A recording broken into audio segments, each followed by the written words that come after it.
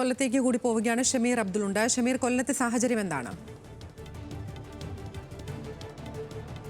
അതിന് ഏതാണ്ട് 9 മണിയോടുകൂടി ഈ സമരം കൊല്ലത്ത് വിവിധ പ്രതിഷേധ പരിപാടികൾ ആരംഭിക്കും. രാത്രി 12 മണിക്ക് തന്നെ നീണ്ടകര, ശക്തികുളങ്ങര, അതുപോലെ പരമ്പരാഗത മത്സ്യബന്ധന ഹാർബറുകളായ പള്ളിത്തോട്ടം, വാടി, മൂതാക്കര തുടങ്ങിയിടങ്ങളിലൊക്കെ തന്നെ സമരം ആരംഭിച്ചു. ഇവിടങ്ങളിൽ നിന്നുള്ള ഒറ്റ വള്ളങ്ങളോ ബോട്ടുകളോ കടലിൽ പോയിട്ടില്ല. സംസ്ഥാനത്തിൻ്റെ 125 കേന്ദ്രങ്ങളിലാണ് ഈ പ്രതിഷേധ പരിപാടി നടക്കുന്നത്.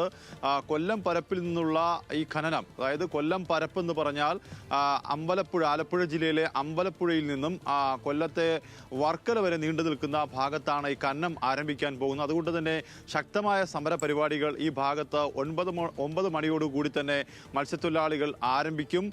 നിലവിൽ മത്സ്യത്തൊഴിലാളികളെല്ലാം തന്നെ ഈ സമരത്തോട് സഹകരിക്കുകയാണ്.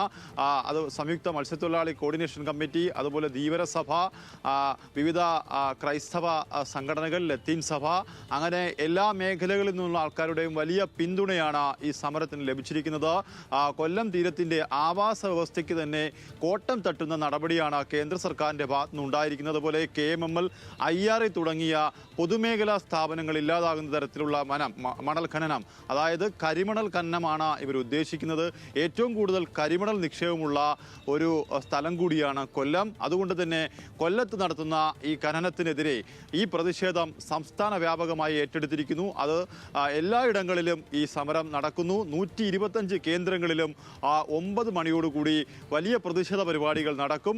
അതും കൊല്ലത്തും ആ പ്രതിഷേധ പരിപാടികൾ ശക്തികുളങ്ങര ഹാർബറിൽ ഏതാണ്ട് 9 മണിയോടുകൂടി ആരംഭിക്കും. നിലവിൽ സമരം പൂർണ്ണമാണ്. ഒറ്റ മത്സ്യത്തൊഴിലാളികൾ പോലും ഇന്ന് കടലിൽ പോയിട്ടില്ല. ആതിര.